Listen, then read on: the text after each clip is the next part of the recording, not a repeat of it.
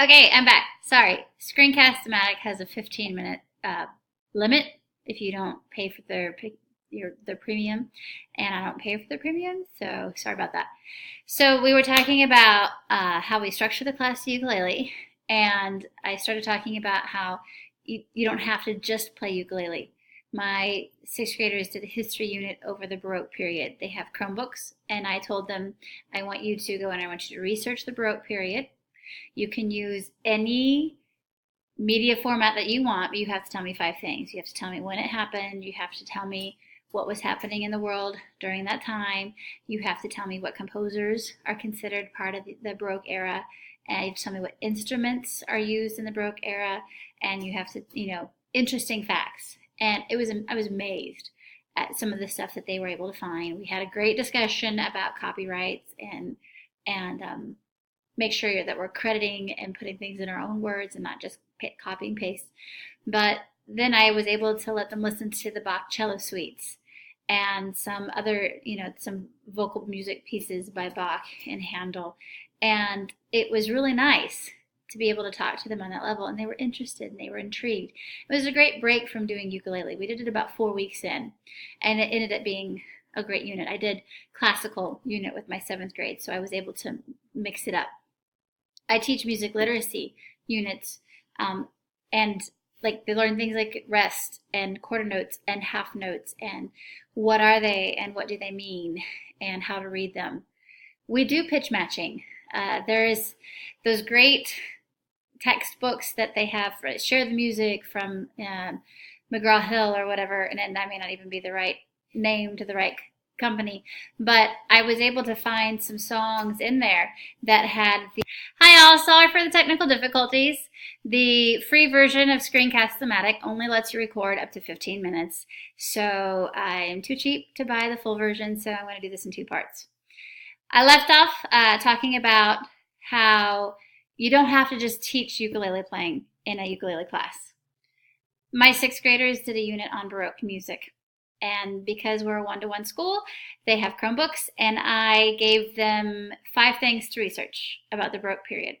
They had to find when it was. They had to find the composers that were involved. They had to find the instruments that were used. They had to find where it was located. They had to find some interesting facts, like what was happening during that time period. They ran with it. Like I thought it might be a 2-day event. It ended up being 5 days. That's how much they wanted to spend time. And while they were working on it, we listened to Baroque music, vocal music, instrumental music. We listened to it all. And their favorite was the Bach cello suites, which is my favorite too. And so it was interesting being able to share that with my students. I teach music literacy, quarter notes, half notes, whole notes. You can say that you've taught it, but until they actually have to test it paper pencil, they don't put it into their long-term memory. And so it's really important that you still teach them music literacy even back to the beginning. You might end up with kids that come in from other districts where that wasn't enforced, and so you need to make sure that they're continuing on with your students as well. I teach pitch matching, and this is a great lead-in to your choir classes. There's a song in one of the textbooks that I got with my sixth graders. It's a little Spanish song. And at the top, it had the chord structures, and it was the chords that we already knew in ukulele. I had a Spanish-speaking student that I approached. He was very shy. And I said, dude, I don't normally speak Spanish. I mean, I could figure it out, but I think you would be so much better at it. Would you think you could teach it to us? And he was like, yeah, I think I can do that. He taught every single one of my ukulele kids how to speak the words in Spanish. And it was so great watching him share that part of his culture and to be able to watch him. And I was saying the words correctly. I didn't have to go research it. And so he taught us the Spanish words. I taught the music. We learned the chords in ukulele, and we learned a strumming pattern. And we were playing, and we were singing. And we broke off and had a couple of kids on some shakers and some djembes and some congas with some rhythmic accompaniment. It was a great party. And they were performing music in a general music class, and they had no idea. They were matching pitch, and they had no idea. I can't tell you how many of the kids went, oh my gosh, this is so much fun, Mrs. Twinner. Do you think I could join choir? And I'd be like, you sing great. Why would you not be in choir? Or I'd find that kid that as we're doing this project, I'm listening to them and they sound amazing. And I can walk up to them and say, why are you not in choir? An instant link to recruiting for your major choir classes as well. But one of the things that my kids learn the best is just the soft skill of persistent. Just being able to follow it through. This is a major soft skill issue with these kids. They're used to watching these YouTube videos that last 7 minutes and then they're done. And it just teaches them to follow it through. So this is the part of the presentation where I would have demonstrated how to play the ukulele. I'm just going to walk you through it real quick. The first 3 things that I do when I teach the ukulele is we talk about what finger are you using, what fret is it in, and what string is it on. Then we'll move into strumming patterns, and then we'll move into reading music. So for instance, this is a piece from the book. This is the first page that they play on.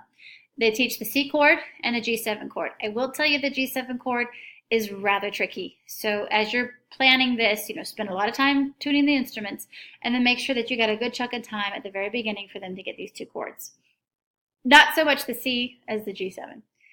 Start by just playing the chords. Like our first thing was, hey, play 10 C chords. And the second one was play 10 G7 chords. Then move to playing them back to back. 4 C's, 4 G's, 4 C's, 4 G's, without pausing. That's the kicker. They can't pause. Then you introduce reading the music. Okay, look at page 5, number 5. What does it say? Oh, it says 4 C's and then 4 G7s.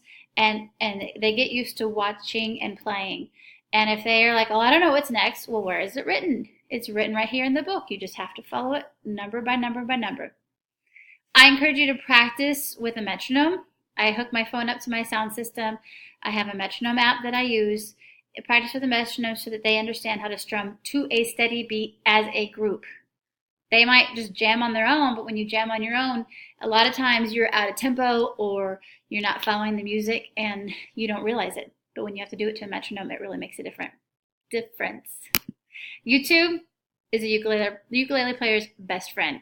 Some of the best stuff I have found is on YouTube. If I have a student that's super advanced, I'll be like, hey, why don't you get on your Chromebook and I want you to find me something on YouTube that we can learn, a song that we can learn that has the chords that we know. And one girl brought me the most amazing strum along. That's what they call them on YouTube. And it's through a guy, his tag name is Ukulele Tenor, and he has created an entire line of the Greatest Showman strum alongs, and he's transposed them to where they fit the key of the soprano ukulele. Soprano ukulele and concert ukulele use the same structure. Once you get into tenor baritones, it's a different chord structure. I own a concert because I just preferred how it sounded. My classroom has sopranos, so we all could play these strum alongs together. When you go online and you look at it, punch in Greatest Showman strum along. This Is Me, the title of This Is Me is the best song. I totally love playing it. It's like I'm in middle school with them and I have so much fun. Don't forget, have fun. I use this phrase often in my ukulele class. Don't ruin the vibe. Ukuleles are played on the beach with the sand and the surf. Kick back in my beach chair with my, fruity drink with a, umbrella on the top, playing my ukulele. Don't stress. You get kids that come up and they're so frustrated and they think they have to get it right now. And I'm like, dude, no, keep working at it. You're going to get it. Chill. Don't ruin the vibe. And they laugh and they see that it's something that it's going to get better and it's all right. Show your students that even adults can learn new things too. And I should have put in that adults can make mistakes too. I think my kids learn more about how I recover from a mistake than sometimes when I teach them. They get to see me go, oops, that was not good. Let's try that again. And they see how to kind of pick themselves up and move on.